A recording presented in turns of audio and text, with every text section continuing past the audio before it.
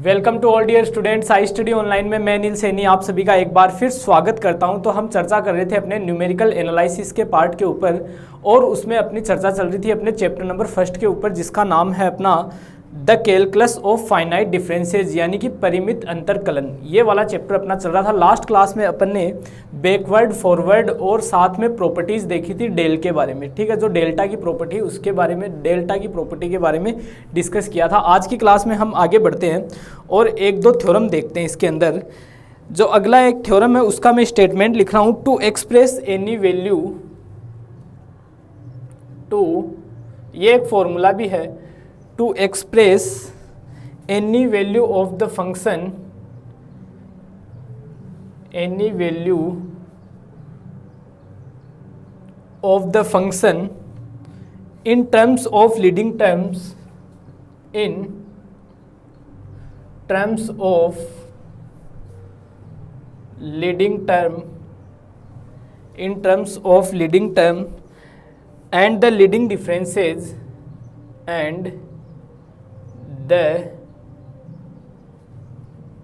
leading differences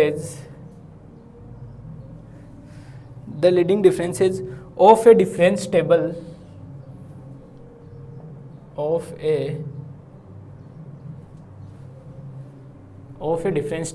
Hindi medium वालों के लिए मैं हिंदी में रिपीट कर रहा हूँ। फलन के किसी मान को अंतर सारणी के, ये क्या बोल रहा है, फलन के किसी मान को अंतर सारणी के अग्रग पद तथा अग्रग अंतरों के पदों में व्यक्त करना।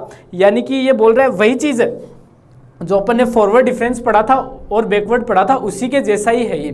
ठीक है, ये बोल रहा है कि उसको टेबल के रूप में व्यक्त करना है। ठीक है, या इसका एक फॉर्मूला और पूछा जाता है, इसको इस नाम से भी पूछा जाता है, टू शो दैट, ये आपसे प्रूफ करवाया जाता है कि सिद्ध कीजिए एफ ए प्लस एन एच बराबर F A plus N C one del F A plus N C two del two F A plus N C three del three F A plus dash dash del N F A. ये formula होता है। ठीक है, ध्यान रखना, इसी फॉर्मूले से हम क्वेश्चंस भी सोल्व करते हैं। तो ये फॉर्मूला आपको डायरेक्ट याद भी रखना है। आपको एन की वैल्यू पता चल जाएगी, क्या होगी वो जब हम क्वेश्चन करेंगे तब आपको अपने आप पता चल जाएगी। इसके लिए मैं प्रूफ करता हूँ इसका। ठीक है, इसको प्रूफ करते हैं। ये फॉर्मूला मुझे लेकर आना है। ठीक है, सबसे पहले देखना, मैं प्रथम अंतर की बात करता हूँ, del F A, first difference की बात करता हूँ। डेल एफ ए को मैं क्या लिखता हूँ दोस्तों, F A plus H minus F A लिखता हूँ कि नहीं लिखता। ठीक है, ये फॉर्मूला हम पढ़ते हैं अभी तक। ठीक है, यहाँ से देखना, मैं इस एफ ए को इधर भेज देता हूँ तो एफ ए प्लस एच मिल जाएगा मुझे। मैं क्या कर रहा हूँ, एफ ए को इधर भेज रहा हूँ। ठीक है, तो एफ ए प्लस एच मिल जाएगा, यहाँ एफ ए प्लस एन एच है। उसके बाद मैं अपने आप देख लूंगा इसको। तो देखना, इस एफ ए को उधर भेजता हूँ तो इधर तो बचेगा एफ ए प्लस एच बराबर ये F A plus del F A, समीकरण नंबर 1 नाम दे दो। ठीक है, मैंने क्या किया, एफ ए को इधर भेज दिया तो F A plus del F A, और ये इधर का इधर पड़ा रह गया। ठीक है, इक्वेशन नंबर 1 नाम दे दिया। यहां से देखना, अब मैं इसको इक्वेशन नंबर 1 नाम देने के बाद देखना, यहां से मैं निकालता हूं एफ ए प्लस टू एच का मान, F A plus two H निकालता हूं। ठीक है, तो यहां पर एक बार ध्यान से देखो आप, जैसे ही मैंने यहां ए प्लस एच था तो यहां ए और यहां ए रहा। मतलब मैं इस चीज को इसके अकॉर्डिंग लिखना चाहूं तो मैं क्या लिख सकता हूं दोस्तों, मैं इसको लिख सकता हूं sir, F A plus H plus del F A plus H. बोलो, ये लिख सकता हूं कि नहीं लिख सकता। देखो मैंने क्या किया, इसमें जब a प्लस एच था तो ये वाली कंडीशन आ गई थी। ठीक है, अब a प्लस टू एच हुआ, मतलब एक एच और ऐड हो गया, तो एक एच इधर ऐड करो, एक एच इधर ऐड करो, एक एच इधर ऐड करो, तो ये कंडीशन आ गई। तो F A plus two H का मान मिल गया। यहां तक समझ में आई। अब यहां से देखो, मैं क्या करता हूं, समीकरण नंबर 1 से वैल्यू उठाता हूं, एफ ए प्लस एच की यहां रख देता हूं और एफ ए प्लस एच की वैल्यू यहां रख देता हूं। तो देखना दोस्तों, एफ ए प्लस टू एच बराबर, एफ ए प्लस एच की वैल्यू ये रही तो ये पुट कर देता हूं, तो F A plus del F A plus, अब ये डेल तो ऐसा का ऐसा और एफ ए प्लस एच की वैल्यू यहां भी रख दो, तो F A plus del F A. Clear सभी स्टूडेंट को? डेल को अंदर ले जाओ तो देखना F A plus del F A plus del F A और plus del two F a. बोलो ये कहानी समझ में आई सभी स्टूडेंट को? यहां से del F A plus del F A कितना हो जाएगा? 2 डेल एफ ए हो जाएगा। तो एफ ए प्लस 2h बराबर F A plus 2 del F A plus del two F A. Clear सभी स्टूडेंट को? ये कहानी समझ में? इसको मैं समीकरण नंबर 2 नाम दे देता हूं। सिमिलरली मैं यहां से निकालता हूं एफ ए प्लस 3h की वैल्यू। ठीक है, यहां से मैं अब निकालता हूं एफ ए प्लस 3h की वैल्यू।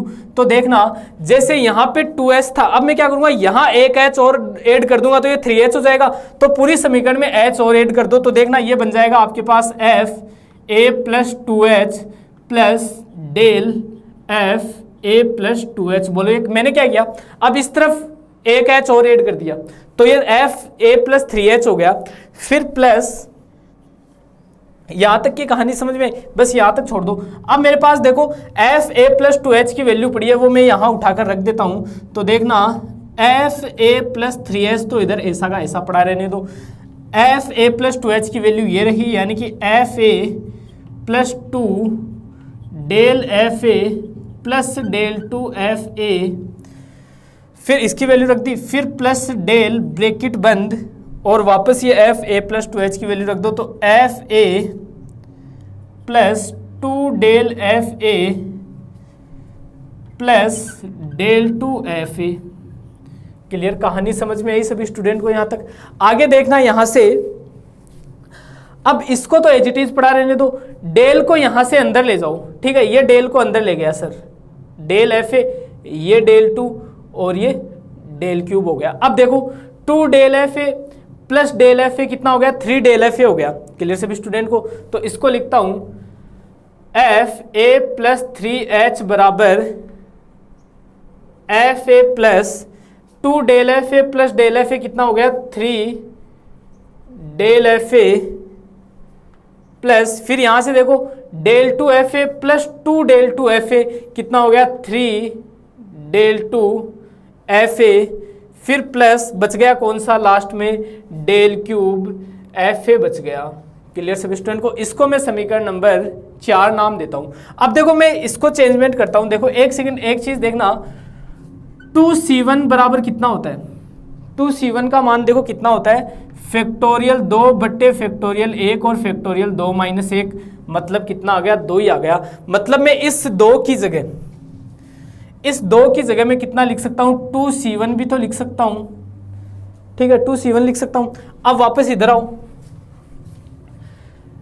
3c1 का मान निकालो कितना होता है? 3c1 का मान होता है फैक्टोरियल 3 बट्टा फैक्टोरियल 1 और फैक्टोरियल 3 माइनस 1। इसको सोल्व करते हैं तो 3 गुणा 2 गुणा 1 बट्टे फैक्टोरियल 1 का मान 1 होता है और यहाँ से 3 माइनस 1 कितना बचेगा? फैक्टोरियल 2 और फैक्टोरियल 2 कितना होता है? 2 गुणा 1, ये कैंसिल तो कितना आ गया? 3। तो मैं इस 3 की जगह क्या लिख सकता हूँ दोस्तों? 3c1 लिख सकता हूँ। क्लियर सभी स्टूडेंट को? इसी प्रकार 3c2 का मान कितना होगा? 3 फैक्टोरियल 3 अपॉन फैक्टोरियल 2 और फैक्टोरियल 3 माइनस 2। तो देखो ये 3 माइनस 2 तो फैक्टोरियल 1 ही बचेगा और फैक्टोरियल 1 कितना होता है? 1 होता है। फैक्टोरियल 2 को इससे काटोगे तो कितना आएगा? वापस 3 आएगा। तो इसकी जगह मैं क्या लिख सकता हूं सर?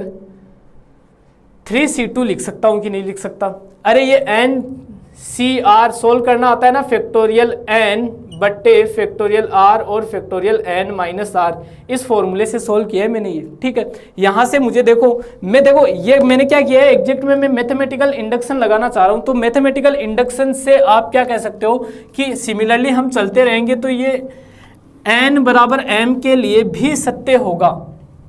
ठीक है, तो इधर वाला तो मैं पूरा मिटा देता हूं। ठीक है, इधर वाला पूरा मिटा देता हूं। आई थिंक समझ में आ गया होगा क्योंकि ज्यादा कुछ किया नहीं है। अब देखना,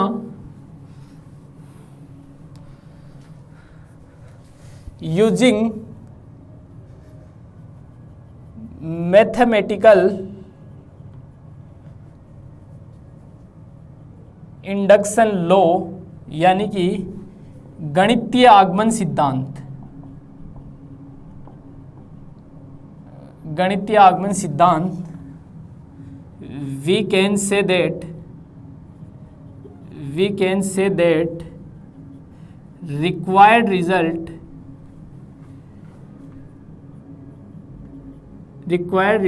is true for n equals to m, कि जो रिजल्ट होगा वो हमारा n बराबर m के लिए कैसा होगा, सही होगा। ठीक है, गणितीय आगमन सिद्धांत से हम क्या कह सकते हैं कि सर यह दिया गया जो रिजल्ट है वो n बराबर m के लिए कैसा होगा, सही होगा, सत्य होगा। अर्थात हम क्या लिख सकते हैं इसको, f a plus M H बराबर, ठीक है, इसके आधार पर चलते हैं, एफ ए प्लस एम एच बराबर, यहाँ तो कितना आ जाएगा सर, एफ ए आ जाएगा plus M C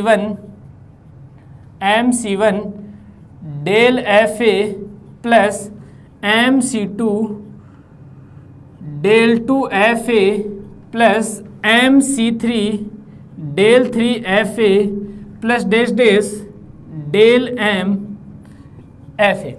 clear? Now we prove n equals to m plus one. अब हम इसको सिद्ध करेंगे किसके लिए दोस्तों, n बराबर m प्लस वन के लिए सिद्ध करेंगे। ठीक है, तो मैं क्या करता हूं, देखना यहां से इसमें n की जगह m प्लस वन रख दो, तो f a plus m plus one और इंटू एच, ये ऊपर बाहर लगा हुआ है, इसका मतलब ये ब्रैकेट ही है, एक ब्रैकेट मैंने बाहर ये लगाया हुआ है, इसलिए ऊपर क्या कर रहा हूं, बाहर, इसका मतलब m प्लस वन, इसका मतलब यही है, यहाँ ध्यान रखना, इसका मतलब यही है, यहाँ ये ब्रैकेट मैंने बाहर की तरफ लगा दिया, तो ज़्यादा कंफ्यूज मत होना, बराबर। अब मैं यहाँ क्या लिखूँ, मुझे बताओ, इसका मान मैं क्या लिखूँ, सोचने वाली बात है कि मैं इसका मान क्या लिख सकता हूँ। देखना एक बार वापस हम पीछे जो रिजल्ट निकाले थे उसके ऊपर चलता हूँ। जैसे एफ ए प्लस एच बराबर मेरे पास आया था f A plus del F a, कहानी समझ में आई। एफ ए प्लस टू एच को मैंने लिखा था, मतलब इसमें मैंने एच ऐड कर दिया था, तो F A plus H plus del F A plus H. Clear? फिर मैंने इसमें एक एच और ऐड कर दिया, तो F A plus three h मिल गया, तो F A plus two h plus del F A plus two h. ध्यान से देखने पे देखा जाए, ध्यान से देखने पे एक चीज पता चल रही है कि सर यहाँ 3h है तो यहाँ 2h है, यहाँ अगर 2h है तो यहाँ h ही है, यहाँ h है तो यहाँ कुछ नहीं है।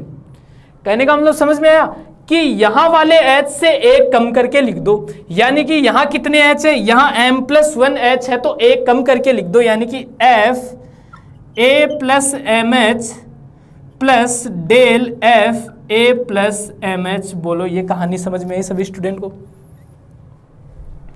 ये कहानी समझ में आ गई, ये चीज लिख सकता हूं, क्लियर है सभी को? ठीक है,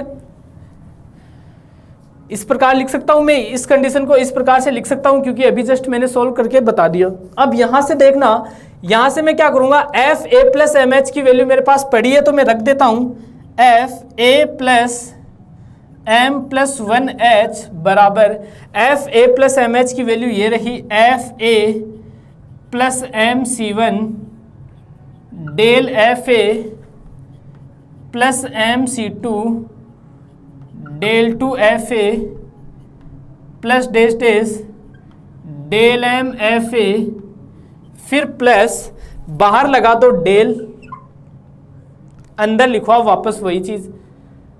अब मैं क्या करता हूं, इस डेल को अंदर भेज दूंगा, फिर देखना F A plus M C one del F A plus M C two del two F A plus M C three del three F A dash dash del M F A. मैं क्या करता हूं, del को अंदर multiply कर देता हूं, तो ये ब्रैकेट हटाओ, ये डेल हो गया, ये डेल स्क्वायर हो गया, ये डेल क्यूब हो गया, ये डेल की पावर 4 हो गया और ये डेल की पावर m प्लस वन हो गया। क्लियर? कहानी समझ में आई यहाँ तक सभी स्टूडेंट को? क्लियर है? अब यहाँ से देखो एफ ए plus m plus one h बराबर ये F a as it is आ जाएगा, एफ ए प्लस, अब यहाँ आओ, इसमें से अब देखो इसमें से और एक इसमें से आप क्या कर लो, डेल एफ ए कॉमन ले लो, तो देखना यहां तो बचेगा एम सी वन प्लस यहां एक बचेगा और एक को मैं एम सी जीरो भी लिख सकता हूं, एक ही बात है, ठीक है। एक को मैं क्या लिख सकता हूं, एम सी जीरो लिख सकता हूं, तो एम सी जीरो और बाहर मेरे पास बच जाएगा डेल एफ ए, फिर प्लस आगे देखो भाई साहब इसमें से और इसमें से del two F a common आ रहा है, ठीक है। तो यहां बचेगा एम सी two plus M C one और बाहर बच जाएगा डेल टू एफ ए, फिर प्लस इसी प्रकार यहां मेरे पास बचेगा डेल क्यूब कॉमन लूंगा तो एम सी three plus M C two और del cube F A plus dash dash del की power m plus one f ए। क्लियर सभी स्टूडेंट को? इसको मैं क्या लिख सकता हूं, m plus one c one,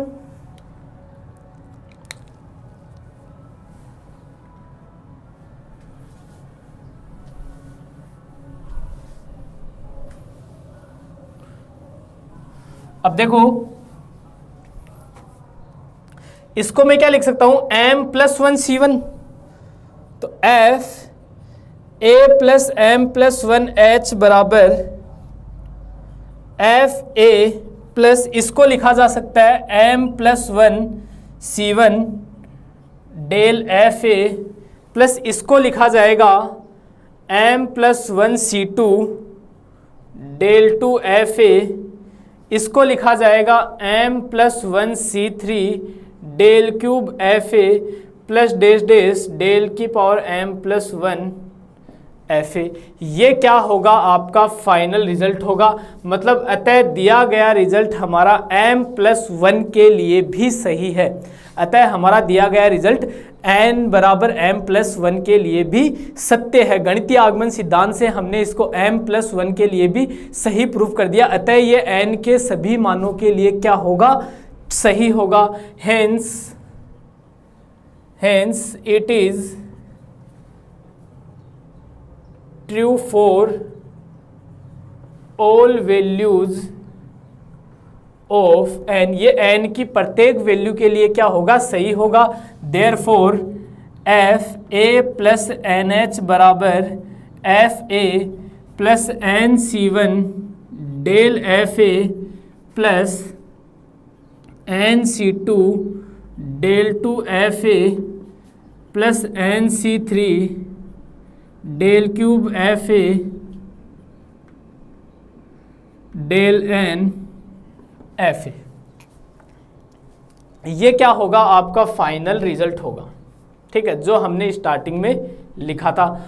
clear है सभी स्टूडेंट को? यहाँ तक की कहानी समझ में आ गई होगी और यहाँ आपका ये आर्टिकल कंप्लीट होता है। आपको ये फॉर्मूला याद रखना है।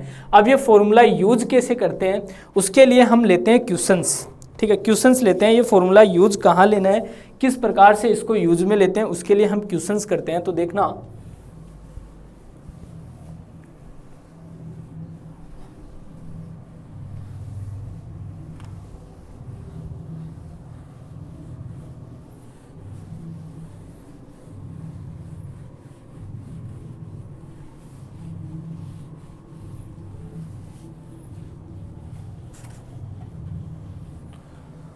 देखना क्वेश्चंस लेते हैं। The population of A city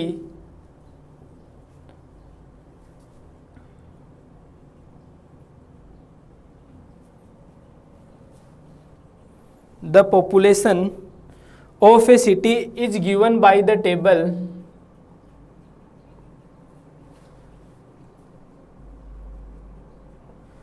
The population of a city is given by the table year 901 911 1921 and 1931, और इधर है पॉपुलेशन यानी कि जनसंख्या लाखों में, जो है 46, 66, 81, 93, 81 और 93। क्वेश्चन बोल रहा है आपको what would be the population in 1961, what would be the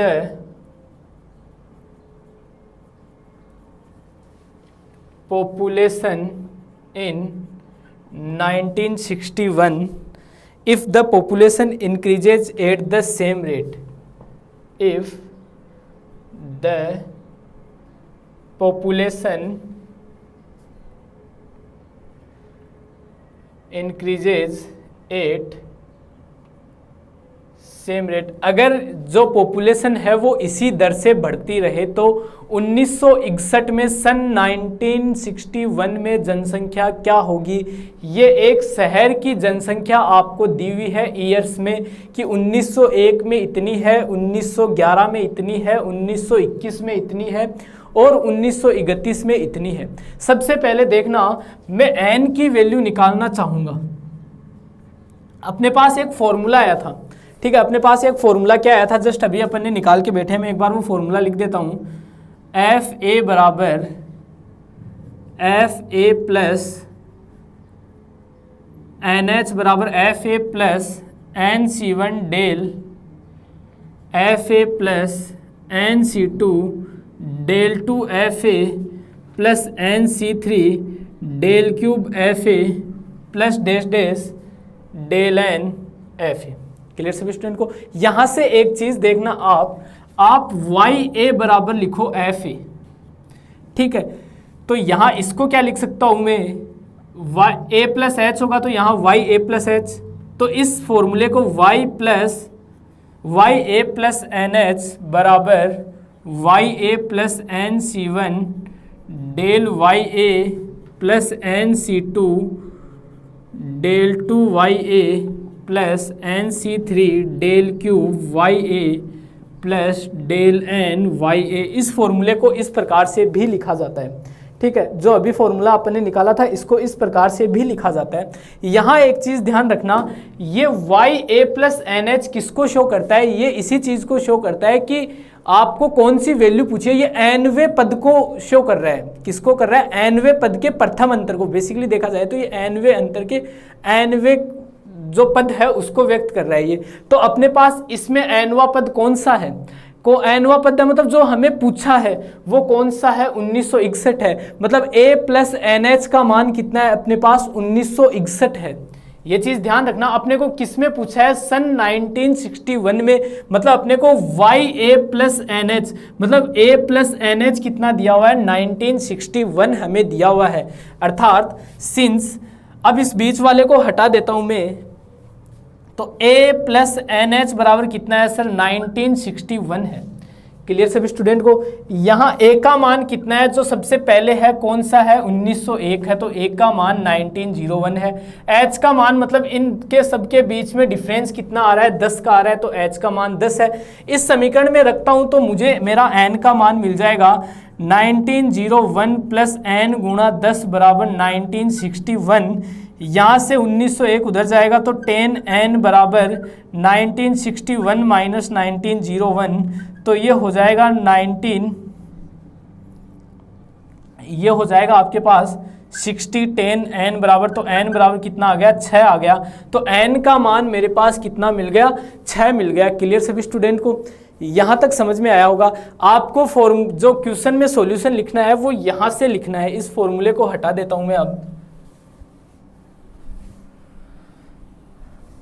जो सॉल्यूशन आएगा वो आपका यहाँ से आएगा, ठीक है। आपको ये पता चल गया होगा कि a प्लस एन एच बराबर 1961 क्यों हुआ, क्योंकि ये एनवे पद की बात करता है, ठीक है। ये एनवे पद की बात करता है, मतलब जो अंतिम आपको पूछ रहा है सबसे लास्ट में, तो सबसे लास्ट में किसका पूछा इसने, 1961 का पूछा। अगर ये 1971 का पूछता तो 1971, अगर ये 1951 का पूछता तो 1951, ये 1950 का पूछता तो 1950।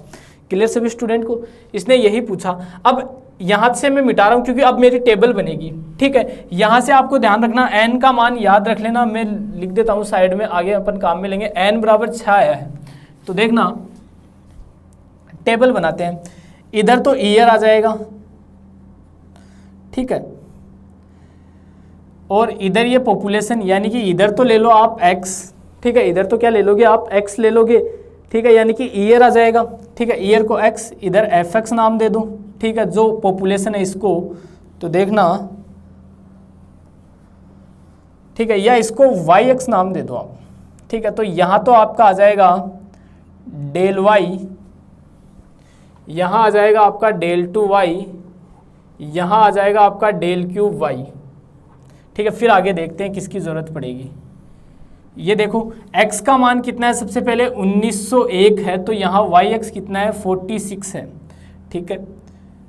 ये चलो एक लाइन छोड़ना है, फिर अगली वाली लाइन में 1911 है और उसके नीचे 66 है, फिर एक लाइन ब्लैंक छोड़ दो, फिर आगे चलो, वही चीज़ जो फॉरवर्ड टेबल बनाई थी ना, सेम वैसे ही बनाना है, फॉरवर्ड टेबल ही बनेगी, इसकी ध्यान रखना। ये कितना है, 81 है। आगे चलते हैं, और फिर 1931, यहाँ कितना है, 93, दोनों का डिफरेंस कितना है, 20, इन दोनों का डिफरेंस कितना है, 15 है ना, हाँ, इन दोनों का डिफरेंस कितना है, 2 और 1, 12। अब इन दोनों का डिफरेंस कितना है, माइनस का 5, इन दोनों का डिफरेंस कितना है, माइनस का 3, इन दोनों का डिफरेंस कितना है, प्लस का 2, 3 में से माइनस का 5 घटाओगे तो प्लस का 2 बचेगा। यानी कि आपको ये इस समीकरण को कहाँ तक लेके जाना है, इसको आपको डेल क्यूब तक लेके जाना है सर, क्योंकि अपना फाइनल कितना है, डेल क्यूब तक आया, तो फॉर्मूला होता है अपने पास y a plus N H की जगह अब क्या आ जाएगा, a प्लस एन एच का मान कितना था, y 1961 बराबर एफ ए, मतलब y a, फिर plus del N C1, n का मान कितना है, 6 आया, तो 6 C1 और डेल y a, फिर प्लस एन C2 मतलब 6 C2 डेल 2y a, फिर प्लस 6 C3 और del cube y a। Clear सभी स्टूडेंट को? यहाँ तक ये फॉर्मूला क्यूब तक क्यों रहेगा, क्योंकि वैल्यू अपने पास क्यूब तक ही है। अब देखो बराबर y a का मान कितना है, जो सबसे पहले वाला है, ठीक है, y a कौन सा रहेगा, 46 रहेगा, तो 46, फिर प्लस 6c1, 6c1 का मान कितना होगा सर, 6 ही होगा, इंटू डेल वाई ए, मतलब ये वाली वैल्यू कितनी होगी, 20, फिर प्लस 6c2, 6c2 का मान कितना होगा, देख लो, 6 गुणा 5 बटे 2, काट दो तो 3, तो 15 आ जाएगा इसका मान, ठीक है, कितना आ गया, 15 आ गया।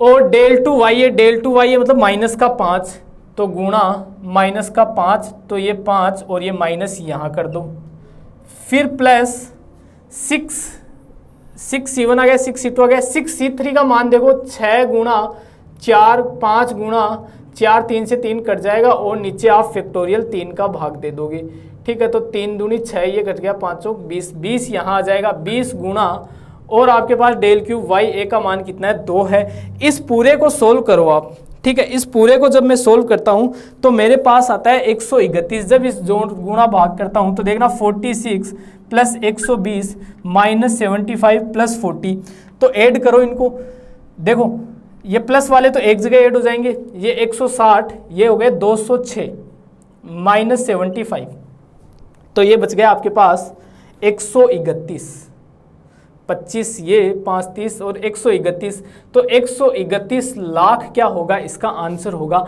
मतलब सन 1961 में जनसंख्या कितनी होगी, 131 लाख होगी। आई थिंक क्वेश्चन सभी स्टूडेंट को समझ में आ गया होगा, ठीक है, किसी प्रकार का कोई डाउट नहीं रहना चाहिए। एक क्वेश्चन और लेते हैं, आगे चलते हैं और एक क्वेश्चन और लेते हैं इसका।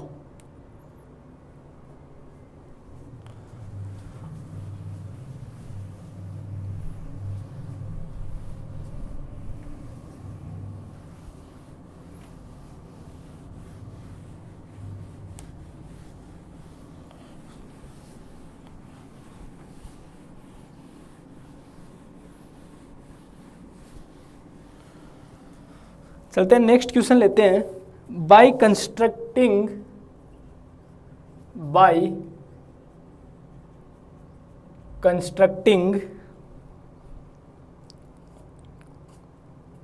a difference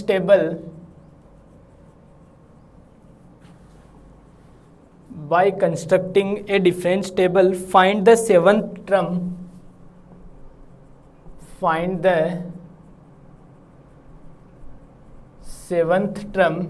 as well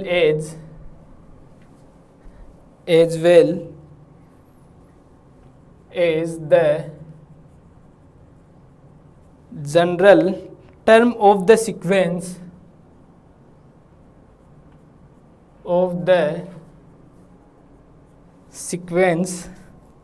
0 0 2 4 6 0 0 2 6 12 20 2 6 12 20। ये क्वेश्चन दिया हुआ, मैं क्वेश्चन हिंदी में रिपीट कर रहा हूँ। अंतर सारणी बनाकर अनुक्रम 0 0 2 6 12 20 का 7वां पद ज्ञात कीजिए। ठीक है, ये आपके पास एक सीक्वेंस दी गई है, इसका आपको 7वां पद ज्ञात करना है। 6 पद आपको दिए हुए हैं। ठीक है, तो सबसे पहले मैं इसकी टेबल बनाता हूँ। तो देखना x के मान सीक्वेंस से लिख लो, fx मतलब ये अनुक्रम, फिर डेल fx, फिर डेल टू fx, इतना ही लेते हैं एक बार।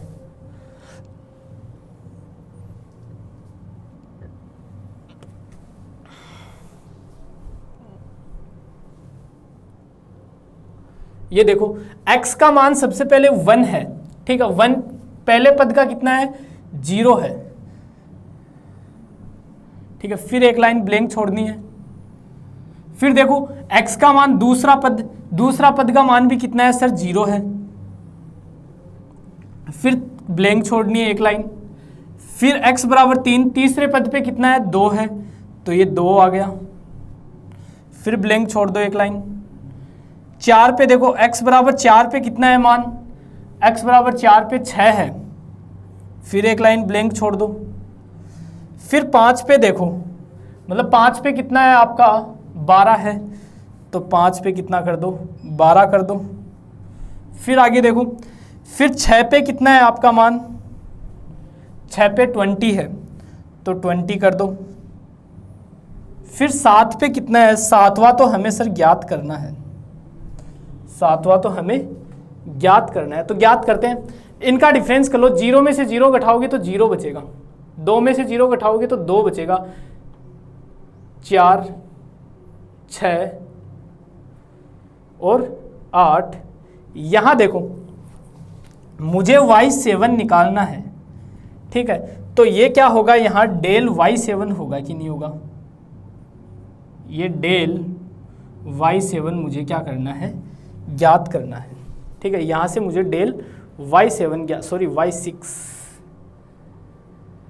ये देखो डेल y1, ये डेल y2, ये डेल y3, ये डेल y4, ये डेल y5, ये डेल y6, ये मुझे नहीं पता। ठीक है, अब आगे चलते हैं। सिमिलरली आपको इसमें से ये घटाना है, तो आपको मिलेगा डेल टू y1 जो कितना मिलेगा, 2, डेल टू y2 ये भी कितना मिलेगा, 2, डेल टू y3 ये भी कितना मिलेगा, 2, और डेल टू y4 भी कितना मिलेगा, 2। इसी प्रकार आपको पता है कांस्टेंट ही चल रहा है, तो डेल टू y5 कितना मिलेगा, आपको 2 ही मिलेगा। ठीक है, सारे कांस्टेंट आ रहे हैं, तो अपन क्या मानते हैं, ये वाला भी क्या होगा, 2 ही होगा, ऐसा हम मानते हैं। अब देखो इस क्वेश्चन को यहाँ से आगे सोल्व करने के 2 तरीके होते हैं।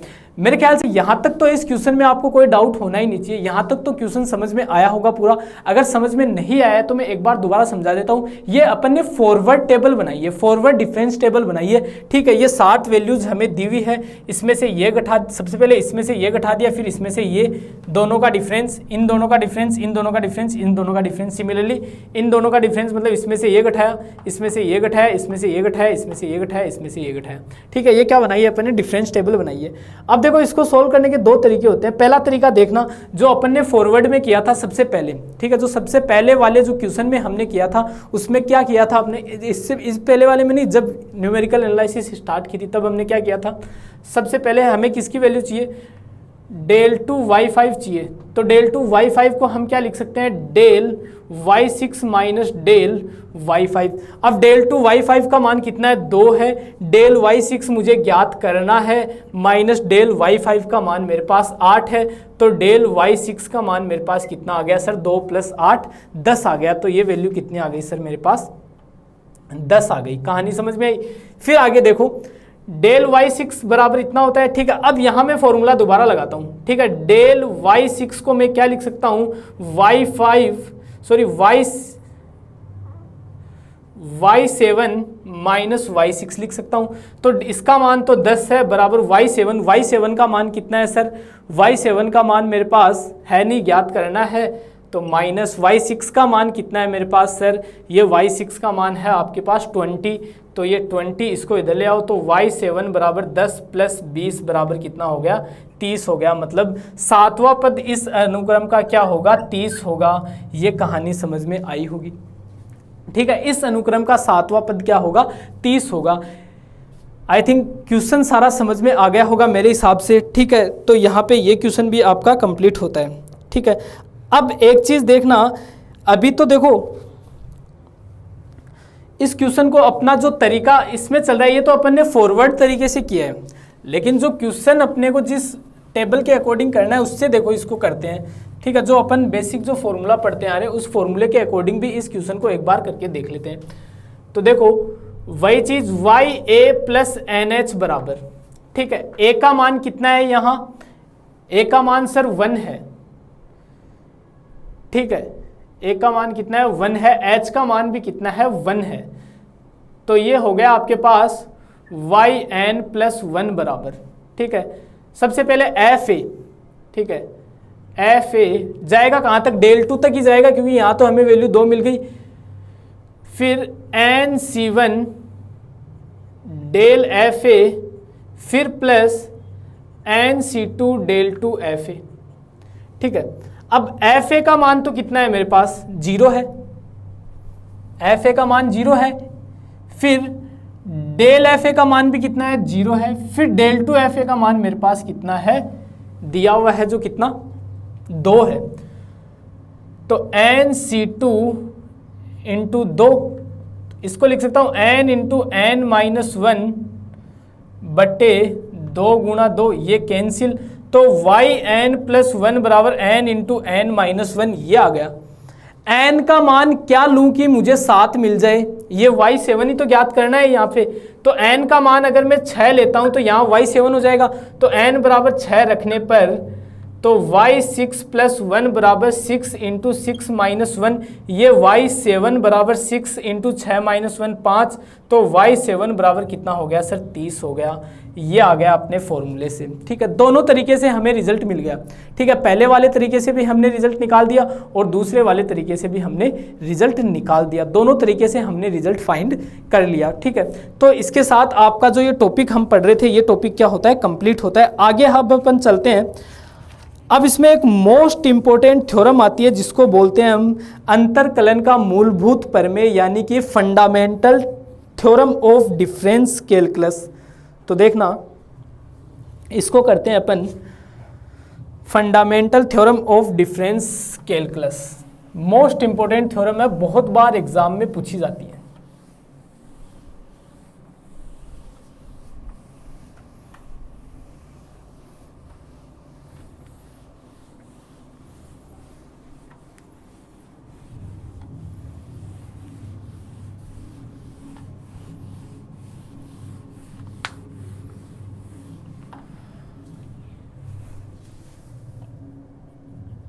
थ्योरम है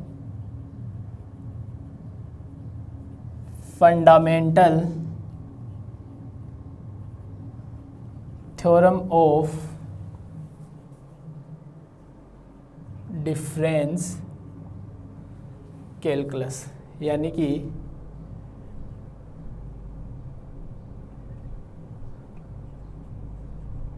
अंतरकलन का मूलभूत प्रमेय। इसका मैं स्टेटमेंट लिख देता हूँ, ठीक है। इसका जो स्टेटमेंट है, ध्यान रखना ये एग्जाम में डायरेक्ट इससे भी पूछ ली जाती है, state and proof fundamental theorem of difference calculus, ठीक है। इससे भी पूछ ली जाती है, स्टेटमेंट से भी पूछ ली जाती है, दोनों। आपको स्टेटमेंट भी पता होना चाहिए। इसका स्टेटमेंट कह रहा है थ्योरम का, if F x is a polynomial of nth degree, if F x is a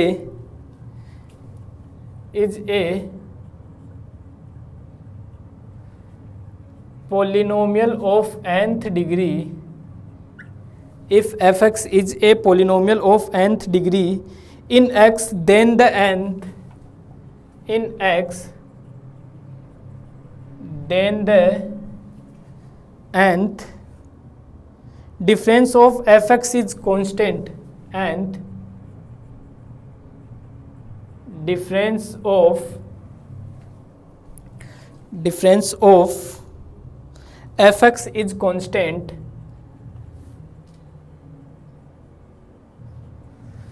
fx is constant when the values of independent variable, when the values of independent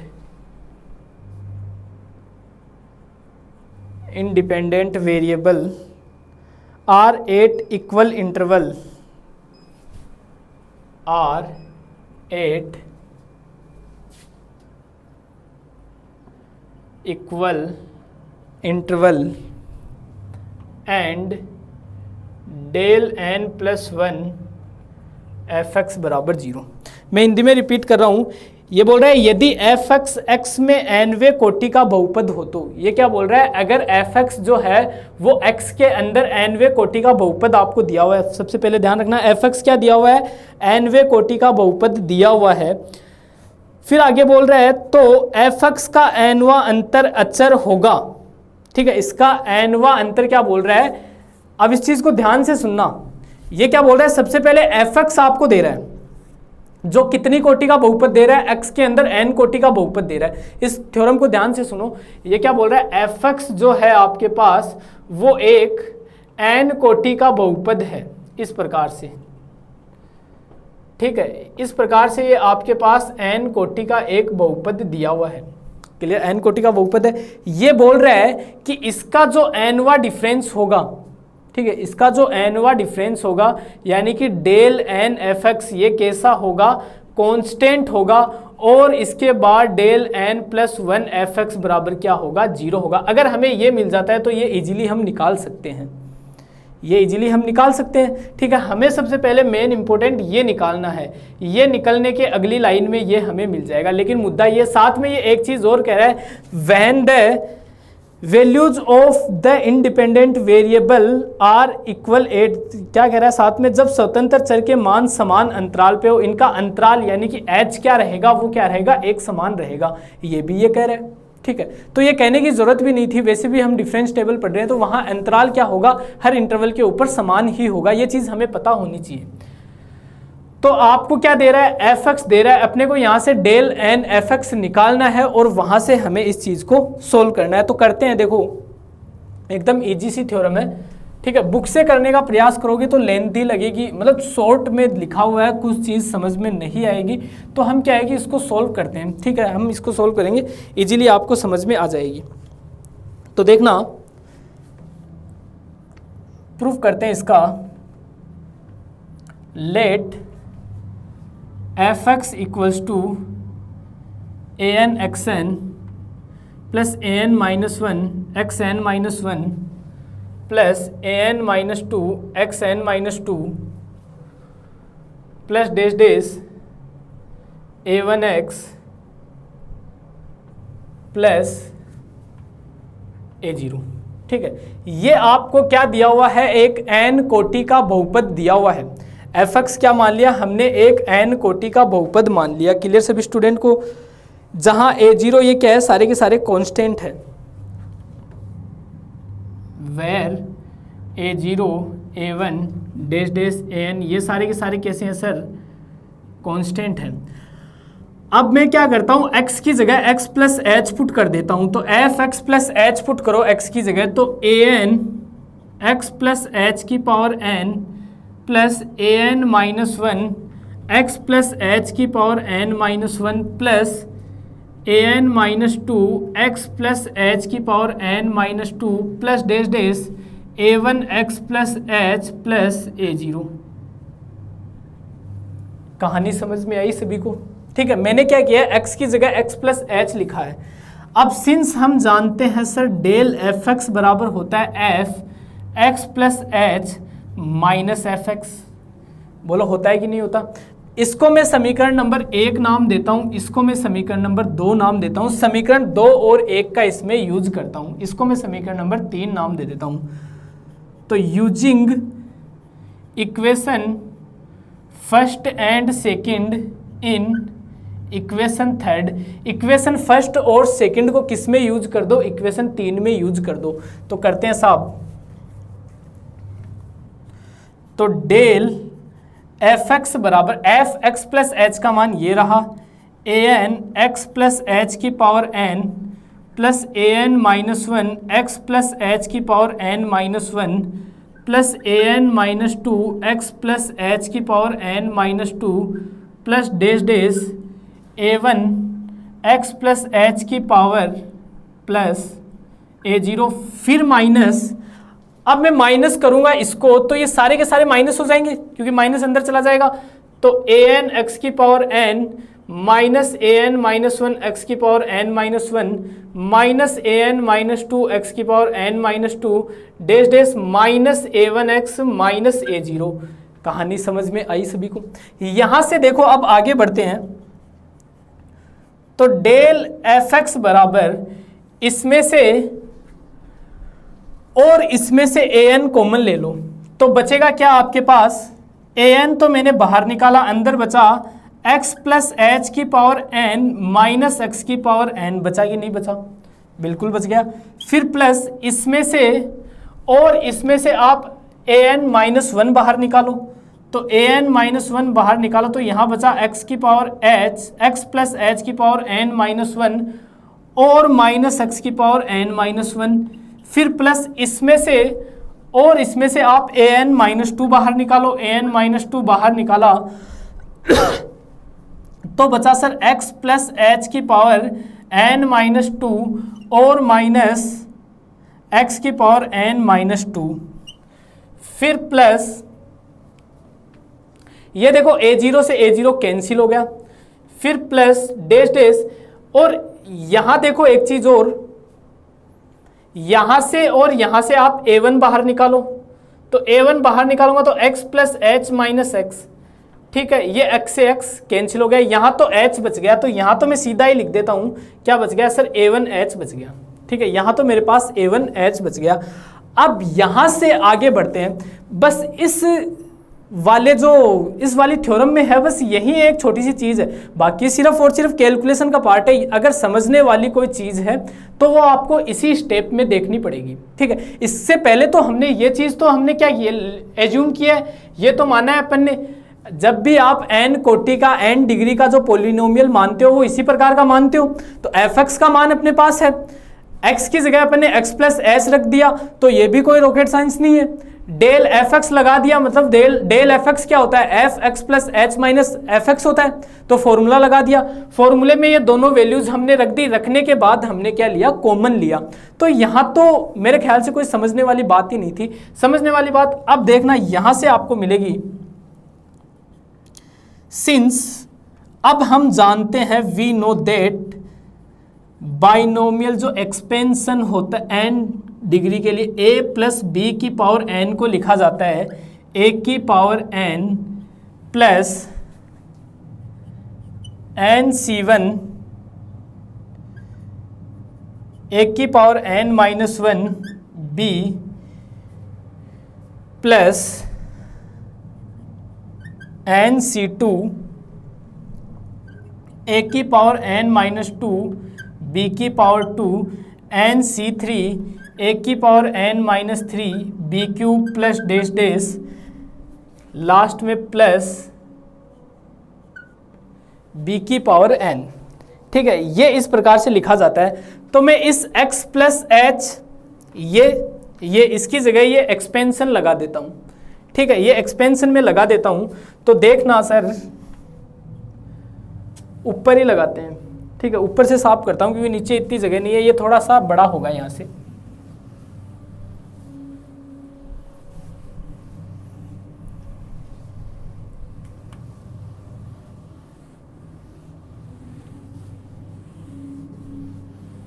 देखना आप यहाँ से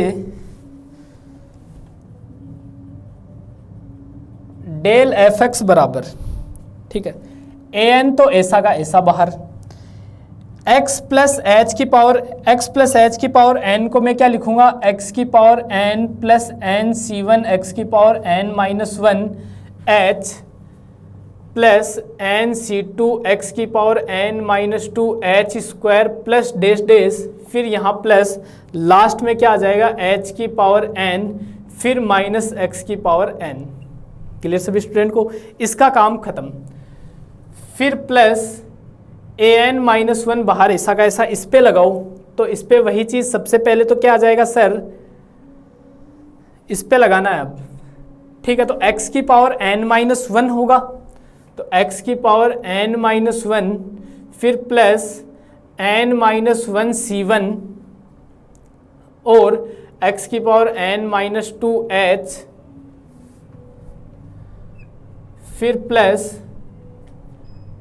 इधर लगा दो, इधर लिख रहा हूं, इसके आगे यहां लिख रहा हूं plus n minus one c two x की power n minus three h square फिर n minus one c three x की power n minus four h cube plus dash dash h की पावर n माइनस वन और minus x की power n minus one, ये bracket बंद। फिर plus इसका भी काम हो गया। अब ए एन माइनस टू वाले को खोलो, तो ये ए एन माइनस टू अंदर देखो, इसको ओपन करो, तो x की power n minus two plus n minus two c one x की पावर n माइनस टू तक हो गया n माइनस थ्री और h। ठीक है, फिर इधर आओ,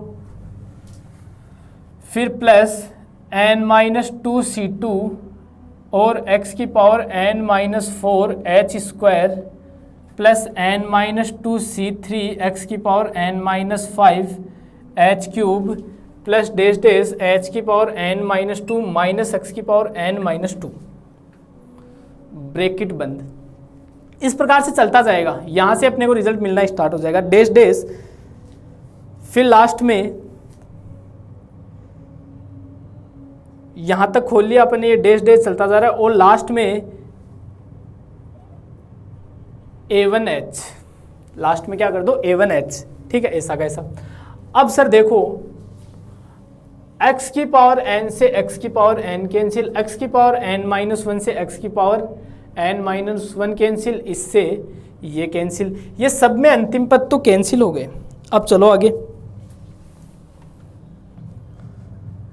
डेल एफ एक्स बराबर ए एन तो बाहर ऐसा का ऐसा पड़ा रहने दो। अब देखो एन सी वन का मान कितना होगा, एन ही होता है, देख लो क्या होता है, एन सी वन बराबर क्या लिखते हो, फैक्टोरियल एन बटे फैक्टोरियल वन और फैक्टोरियल एन माइनस वन। तो इसको ऊपर वाले को N into factorial N minus one लिख सकते हो, बटा वन का मान factorial one N minus one, ये कैंसिल, तो कितना आ गया एन। तो एन सी वन का मान तो कितना होता है, वन होता है।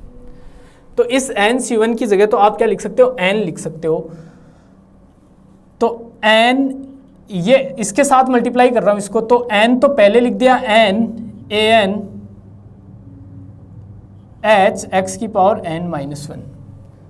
देखो एन सी वन का मान तो एन आ गया, ये रहा, एच ऐसा का ऐसा, एक्स की पावर एन माइनस वन ऐसा का ऐसा, ए एन यहां आ गया।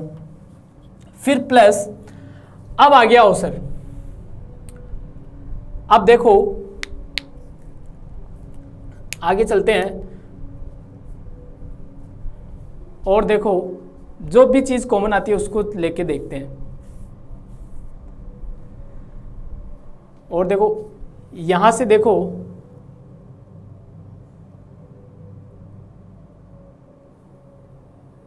ये देखो x की पावर n-2 और यहां से x की पावर n-2, ये कॉमन आता है। ठीक है, तो x की पावर n-2 कॉमन लिया तो अंदर बचा an x की पावर x की पावर n-2 तो बाहर चला गया ना, और भी कहीं है क्या x की पावर n-2? और कहीं नहीं था, बस वही था। ठीक है, तो an साथ में आ गया और nc2h² वहां क्या बचा प्लस an-1 n-1c1h। क्लियर सभी स्टूडेंट को? ये बच गया। फिर प्लस आगे चलो, अब देखो इसी प्रकार x की पावर n-3 कॉमन लो, यहां x की पावर n-3 होगा तो nc3h³ होगा और साथ में an, तो an nc3h³ प्लस यहां क्या बचा, an-1 बाहर है तो an-1 और n-1c2h², फिर प्लस और कहाँ है, एक ये रहा, तो यहाँ an-2 n-2c1h। क्लियर सभी स्टूडेंट को? फिर प्लस, इसको मिटा देता हूं,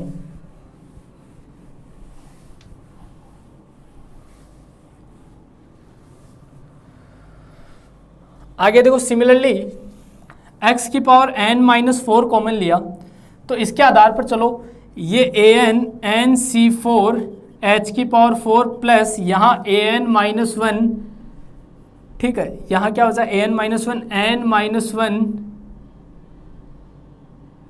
यहाँ c4 तो यहाँ c3 और h³ plus an-2 n-2 c2 और h² plus an-3 n-3 c1 और h। ठीक है, ये आ गया इसके लिए। सिमिलरली ये चलता रहेगा इस प्रकार से। ठीक है, ये इस प्रकार, ये समझ में आ गया होगा मैंने कैसे लिखा है। लिखा है यहाँ से कॉमन लेके, लेकिन मेरे इन दो से आइडिया हो गया। देखो पहले मेरे पास इतना बचा, ठीक है, 2 पद बचे, फिर मेरे पास 3 टर्म बची, चौथे में मेरे पास 4 टर्म बच गई। ठीक है, और कौन सी बची वो भी पता चल गया होगा। डैश डैश अंतिम मेरे पास कौन सा था, A1H था सर, अंतिम कौन सा था, A1H था। अब ध्यान से देखो ये क्या है, एक कांस्टेंट है। ठीक है, क्योंकि A1 AN क्या था, कांस्टेंट, ये भी कांस्टेंट, ये भी कांस्टेंट, क्योंकि अंतराल तो समान ही है ना सब जगह। ठीक है, ये भी कांस्टेंट, ये भी कांस्टेंट, ये भी कांस्टेंट। ठीक है, तो ये सारे क्या हो गए, कांस्टेंट। ये भी अंदर वाला क्या हो गया, एक कांस्टेंट हो गया। ठीक है, और ये भी पूरा क्या हो गया, अंदर एक कांस्टेंट हो गया। मतलब अंदर सबके अंदर क्या चल रहा है, कांस्टेंट, और ये भी ऑलरेडी क्या हो गया, एक कांस्टेंट हो गया। तो ध्यान से देखना, मैं इसको लिख सकता हूं डेल fx बराबर n an hx की पावर n-1 प्लस, इस कांस्टेंट को मैं कोई नया नाम दे देता हूं, वो दे देता हूं bn-2, क्योंकि यहाँ x की पावर n-2 है तो bn-2 नाम दे देता हूं और x की पावर n-2। क्लियर सभी स्टूडेंट को? यहां तक समझ में आया होगा, ये कांस्टेंट की कहानी सबको समझ में आ गई होगी। या यहाँ n है तो इसको n-1 नाम दे दो, फिर प्लस bn-2 x की power n-3 plus bn-3 x की power n-4 plus dash dash last में चलता जाएगा, और लास्ट में इसको इसको क्या नाम दे रहे हो आप, b1 नाम दे रहे हो। ठीक है, ये एक नई समीकरण आ गई, इसको मैं समीकरण नंबर 4 नाम दे देता हूं, क्योंकि 3 तक मेरे पास आ गई थी। ठीक है, 3 तक मेरे पास समीकरण आ गई थी। क्लियर सभी स्टूडेंट को? यहां तक की कहानी समझ में आएगी। अब ध्यान से देखो, ये जो nवें कोटि का, ये कौन सी कोटि का अंतर है, ये डेल एफ एक्स हमने कौन सी कोटि का निकाला है, ये nवें कोटि का फर्स्ट डिफरेंस है, ये nवें कोटि का प्रथम अंतर है। ठीक है। अतः हम क्या कह सकते हैं कि अतः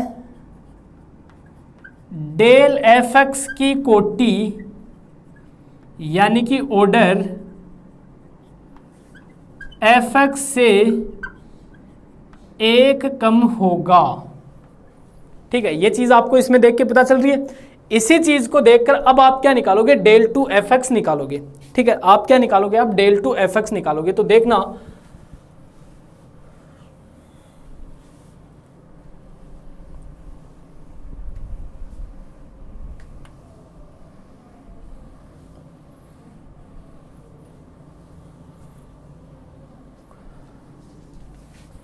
now del two F x बराबर डेल एफ एक्स। क्लियर सभी स्टूडेंट को? डेल एफ एक्स की वैल्यू आपके पास पड़ी है, ये रही। ठीक है, लेकिन इसको आप एक तरीके से और शो कर सकते हो, डेल, ये वैल्यू रख दो यहां से,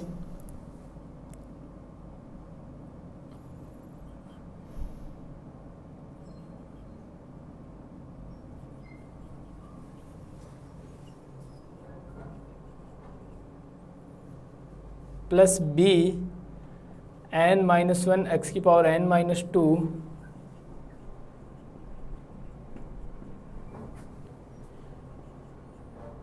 ये b1। डेल अंदर भेज दो सबके, तो ये डेल अंदर चला जाएगा, ये यहाँ आ जाएगा, ये यहाँ कांस्टेंट के लगेगा नहीं, ये यहाँ, और लास्ट में क्या हो जाएगा, डेल कांस्टेंट पे जाएगा तो वो टर्म क्या बन जाएगी आपकी, 0 बन जाएगी। क्लियर सभी स्टूडेंट को? लास्ट वाली टर्म आपकी क्या बन जाएगी, 0 बन जाएगी। क्लियर सभी स्टूडेंट को? यहाँ तक की कहानी समझ में आई होगी। ठीक है, या आपके पास एक ऑप्शन और यहाँ से होता है। ठीक है, एक ऑप्शन आपके पास यहाँ से और होता है, आपको इसको चाहो तो इस प्रकार भी लिख सकते हो, यहाँ से चाहो तो आप इसको इस प्रकार भी लिख सकते हो, del F x plus H minus F X, del को अंदर ले जाओ तो del F x plus H minus del F X. चाहे तो इस प्रकार से भी लिख सकते हो, दोनों का मतलब एक ही है। चाहे मैंने इसको करके फिर अंदर डेल को भेज दिया, या यहाँ से भी एक ही बात है, आप क्या कर दो, अब x की जगह x प्लस एच लिख के कर दो। ठीक है, बात तो एक ही है, कोई खास फर्क नहीं पड़ना। तो दोनों में से कोई भी तरीका लगा सकते हो, मैं ऊपर वाला लगाता हूँ। ठीक है, ये थोड़ा सा ये हो जाएगा कि इसमें प्लस करो फिर माइनस करो। ठीक है, तो वहाँ से देखो, इस समीकरण में डेल एफ एक्स का मान है, x की जगह x प्लस एच रखोगे तो del F x plus H मिल जाएगा। इस तरीके से चल रहे हैं अपन। ठीक है, इससे चल रहे हैं अपन। तो देखना n A N H x plus H की power N minus one plus B N minus one x plus H की power N minus two plus B N minus two x plus H की power N minus three plus dash dash b1, फिर minus, अब ये as it is n A n, यहाँ इससे पहले b2x plus b1, इस प्रकार से कर लो, फिर माइनस, अब आगे वाले सारे माइनस हो जाएंगे। ठीक है, फिर माइनस डेल एफ एक्स है ना, तो डेल एफ एक्स की वैल्यू ये रही, n A N H x की power N minus one minus b N minus one x की पावर एन माइनस टू, फिर minus b N minus two x की पावर एन माइनस थ्री, फिर minus b N minus three x की power N minus four dash dash minus ये x plus h है, b2x plus H, और ये b2x minus b1। ठीक है, तो ये b1 से b1 कैंसिल हो गया। ठीक है, अब वही चीज़ कॉमन लेने वाली कहानी आती है। ठीक है, अब क्या आता है आगे, सेम प्रोसेस रहेगी जो अपन ने पहले लगाया, अब कॉमन लेना है।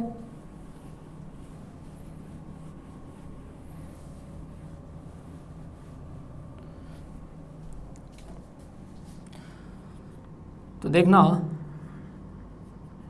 डेल टू एफ एक्स बराबर, अब कॉमन ले लो, ये पार्ट कॉमन आ रहा है तो n A N h common लिया तो अंदर x प्लस एच की पावर n माइनस वन और माइनस x की पावर n माइनस वन, फिर प्लस इसमें से और इसमें से b N minus one common आ रहा है, तो अंदर बचेगा आपके पास x प्लस एच की power n minus two minus x की पावर n माइनस टू, फिर plus B N minus two common ले लो यहाँ से, तो ये बचेगा x प्लस एच की पावर n माइनस थ्री और माइनस एक्स की पावर n माइनस थ्री। फिर डैश डैश चलता रहेगा, लास्ट में b2 कॉमन लिया तो x plus H minus x, x से x कैंसिल, तो b2h बचेगा। यहाँ कितना बच जाएगा? b2h बच जाएगा। अब सिमिलरली इसको वापस ओपन करो तो देखना डेल टू एफ एक्स बराबर, अब इसको वापस ओपन करो, ठीक है, बाइनोमियल एक्सपेंशन लगा के। अब मैं यहाँ से डायरेक्ट लिख रहा हूँ तो आपको मिलेगा n into N minus one a N h square, n into N minus one a N h square, यहाँ ऑब्वियसली यही बचेगा a N h square x की power n minus two, x की power n minus two. Clear सभी student को? यहाँ से n a N minus one a N h square plus c n minus one plus यहाँ n है तो यहाँ सी एन माइनस वन और x की पावर n माइनस थ्री, क्योंकि अगले वाले में जब एक्सपेंशन करने के बाद यहाँ से तो ये टर्म निकल जाएगी आपके पास, लेकिन जब आगे चलोगे आप तो x की power n minus three common आएगा। वो कॉमन लेने के बाद ब्रैकेट के अंदर आपके पास एक कांस्टेंट बचेगा, उस कांस्टेंट को हमने ये नाम दिया है जैसे पीछे वाले में किया था। फिर plus c n minus two x की power n minus four plus dash dash, या एक टर्म और लिख दो c n minus three x की power n minus five plus dash dash. Last में इसको भी जो बचा था ना b1h, ठीक है, जो भी बचा था b2h बचा था या b1h बचा था, उसको भी कुछ नाम दे देते हैं। उसको मैं नाम दे देता हूँ c2, ठीक है। लास्ट में इस प्रकार से c2 ही बचेगा। अब देखो ये nवे कोटि का बहुपद है, ठीक है, उसका दूसरा अंतर ये दो कम आ रहा है इस बार, ठीक है, एक n माइनस वन, यहाँ x n माइनस टू, मतलब दूसरा अंतर जो है, ठीक है, देखो ध्यान से देखना, nवे कोटि का जो बहुपद है उसका जो दूसरा डिफरेंस है वो उस कोटि से कितना कम आ रहा है? दो कम आ रहा है, क्योंकि अपने पास कोटि क्या थी उस बहुपद की? x की पावर n कोटि का था, और यहाँ जो डिफरेंस आ रहा है वो कितनी कोटि का आ रहा है? n माइनस दो कोटि का आ रहा है। देखो पहले वाले पे चलो, अपने ने जो पोलिनोमियल लिया वो पोलिनोमियल कितनी कोटि का लिया? n कोटि का लिया सर, तो उसका फर्स्ट डिफरेंस हमने निकाला डेल एफ एक्स, वो डेल एफ एक्स कितनी कोटि का आया? n minus one. अर्थात हम क्या कह सकते हैं, जो डेल एफ एक्स जो है वो एफ एक्स से एक कोटि कम आ रहा है। सिमिलरली आप इसको नोटिस करो, इसमें देखो डेल टू एफ एक्स, ये कितनी एफ एक्स कितनी कोटि का बहुपद है? n कोटि का बहुपद है। इसका दूसरा अंतर यानी कि डेल टू एफ एक्स मुझे क्या मिला?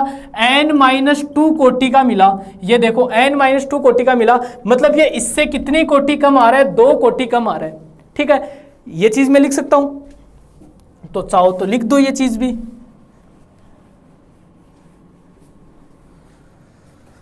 Here del two F X less then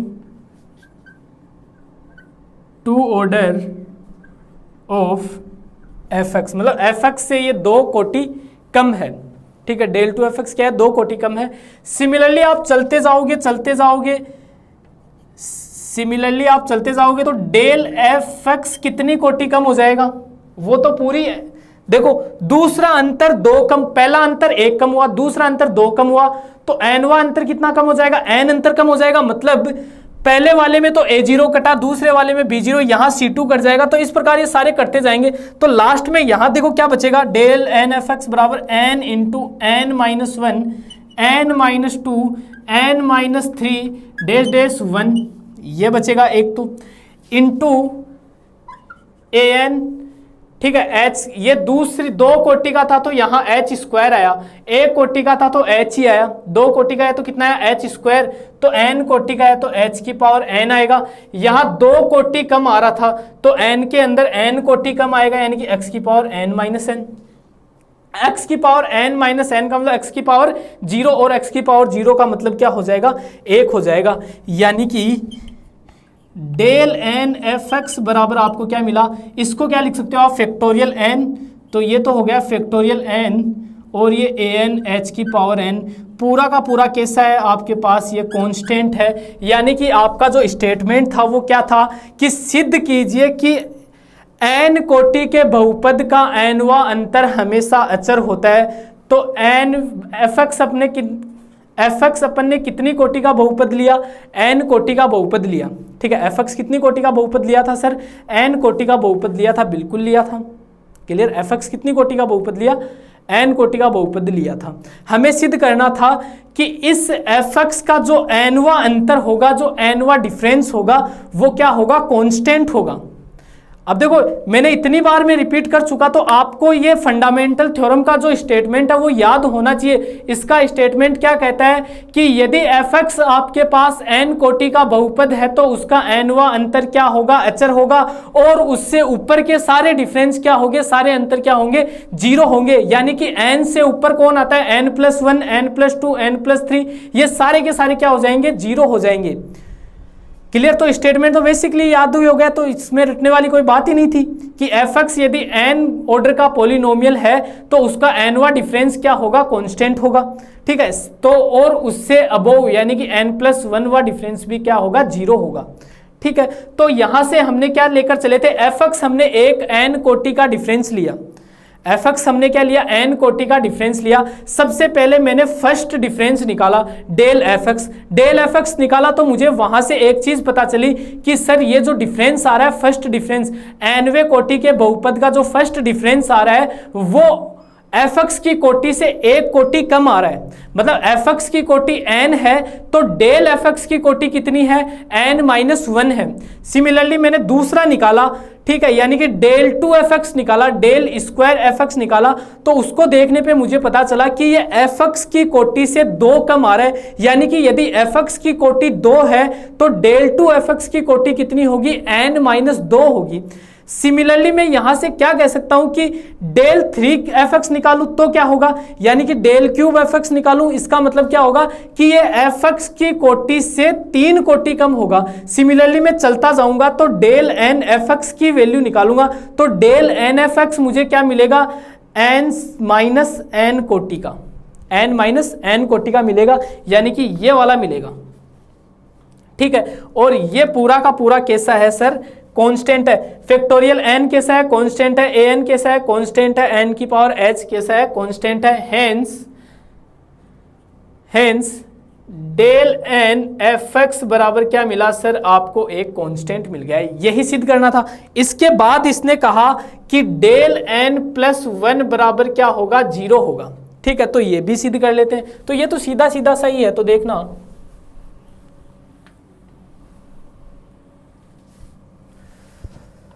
del N plus one F x बराबर ये लिखा जा सकता है डेल की power N F X. Del की पावर एन एफ एक्स का मान क्या था, ये रहा, तो लिख दो। तो del N factorial a N H की पावर एन, ठीक है। इसका मतलब क्या होगा, ठीक है, इसका मतलब यही होता है f x plus H minus F x. तो एफ एक्स तो है ही नहीं, तो ये हो जाएगा n factorial a N H की power N minus n factorial a N H की पावर एन, ठीक है। ये इससे क्या हो जाएगा, कैंसिल, तो बराबर क्या हो जाएगा, जीरो। तो del N plus one F x बराबर जीरो। इसमें अगर किसी को ध्यान में ये चीज़ नहीं आ रही है तो हमने प्रॉपर्टी नंबर सेकंड पढ़ी थी, ठीक है। अपन ने लास्ट क्लास में प्रॉपर्टीज पढ़ी थी, उसमें प्रॉपर्टी नंबर सेकंड पढ़ी थी। जो प्रॉपर्टी नंबर सेकंड मैंने आपको पढ़ाई थी, उस प्रॉपर्टी नंबर सेकंड में मैंने आपको क्या बताया था कि किसी भी कांस्टेंट फंक्शन के ऊपर अगर आप डेल को ऑपरेट करते हो तो वो क्या होगा, जीरो होगा। बताया था ना, डेल सी क्या आया था, जीरो आया था। मैंने क्या बताया था, लेट एफ एक्स बराबर क्या मानो, कांस्टेंट मानो। तो डेल एफ एक्स क्या होता है, f x plus H minus F x, ठीक है। तो यहाँ से एफ एक्स प्लस एच भी क्या मिलेगा, सी मिलेगा। तो एफ एक्स प्लस सी माइनस सी, तो डेल सी बराबर कितना हो गया, सी माइनस सी, तो डेल सी बराबर जीरो। यानी कि किसी भी कांस्टेंट फंक्शन के ऊपर आप डेल ऑपरेट करते हो तो आपको रिजल्ट क्या मिलता है, जीरो मिलता है। तो हमने यहाँ क्या किया, यहाँ से सोल्व किया था इसको, ठीक है, इसको मैंने क्या लिखा, इस प्रकार से लिखा, इसकी वैल्यू क्या है, एक कांस्टेंट है, ये लिख दी। तो किसी भी कांस्टेंट फंक्शन के ऊपर आप डेल को ऑपरेट करते हो तो रिजल्ट आपको क्या मिलता है, 0 मिलता है। यही आपका क्या है, थ्योरम का स्टेटमेंट आपको दिया हुआ था। और ये आपकी एक मोस्ट इंपॉर्टेंट थ्योरम है जिसको आप बोलते हो fundamental theorem of finite difference calculus. Fundamental theorem of difference calculus, यहाँ तक समझ में आया होगा। ठीक है, अब इसी के जैसे छोटे छोटे 2 क्वेश्चन है। ठीक है, मैं दोनों क्वेश्चन लिखता हूँ, दोनों क्वेश्चन आप करना जरूर। ठीक है, एकदम छोटे छोटे क्वेश्चन है, क्वेश्चन में कुछ भी नहीं करना, तो क्वेश्चन मैं लिख देता हूँ, वो क्वेश्चन आप करना।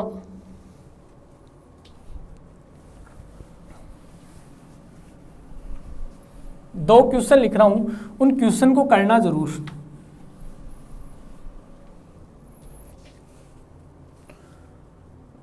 क्वेश्चन है del 6 ax - 1 bx² - 1 cx³ - 1। एक तो ये है, एक क्वेश्चन और है del की power n axn plus bxn - 1। दोनों के दोनों क्वेश्चन करना। ठीक है, ये दोनों के दोनों क्वेश्चन आपको करने हैं। सेकंड वाला तो जो अभी थ्योरम है उसी पे हो जाएगा, सेकंड वाला तो जो थ्योरम थी उसी पे हो जाएगा। कैसे हो जाएगा, पहले देखो, ये भी थ्योरम से हो जाएगा। सबको अंदर मल्टीप्लाई कर लो। पहले x की पावर 5 को एक जगह करो, क्योंकि 5 और 6, x की पावर 6 को एक जगह करो। मैंने क्या कहा था, जब भी ये वाला और ये वाला दोनों पावर समान हो तो क्या मिलता है, कांस्टेंट। यहाँ आओ सर आप। ठीक है, ये डेल की पावर n यहाँ ऑपरेट होगा तो ये तो क्या हो जाएगा, 0 हो जाएगा। ये तो क्या हो जाएगा, 0, क्योंकि यहां देखो मैंने क्या बताया था कि fx अगर n कोटि का बहुपद है तो इसका डेल n + 1 fx क्या होगा, 0 होगा। ये कितनी कोटि का बहुपद है, n - 1 कोटि का है। इसके ऊपर आपने डेल की पावर n ऑपरेट किया तो ये तो क्या हो जाएगा, 0 हो जाएगा। क्लियर सभी स्टूडेंट को। इस पे ऑपरेट करो, डेल की पावर n और x की पावर n, a बाहर आ गया। इस पे ऑपरेट करोगे तो आपको क्या मिलेगा, फैक्टोरियल n मिलेगा। ठीक है, और ये a आएगा ऐसा, तो इसका मान तो हो जाएगा an फैक्टोरियल। ठीक है, ये तो सीधा सा क्वेश्चन था इसका। सिमिलरली ये वाला भी सीधा ही है, इसमें भी कोई गणित नहीं है, कोई महाभारत नहीं है, लेकिन इसको करना जरूर। ठीक है, ये क्वेश्चन मैंने आपके लिए छोड़ा है। ठीक है, अब आगे आता है आपका नेक्स्ट इम्पोर्टेंट पार्ट। ठीक है, उसको अपन पूरे को एक क्लास में लेंगे। ठीक है, जिसका नाम है ई ऑपरेटर। ठीक है, ई ऑपरेटर और उसके क्वेश्चंस। ठीक है, नेक्स्ट आता है अपने पास ई ऑपरेटर, ई संकारक। ई संकारक के बारे में पढ़ेंगे अपन अपनी अगली क्लास में। उसको बेसिक से, जैसे डेल पढ़ा, नेबला पढ़ा, तो आगे आता है अपने पास ई ऑपरेटर। तो ई ऑपरेटर के बारे में अपन देखेंगे नेक्स्ट क्लास में। तो मिलते हैं अपनी अगली क्लास में, तब तक के लिए आपका दिन शुभ रहे। धन्यवाद।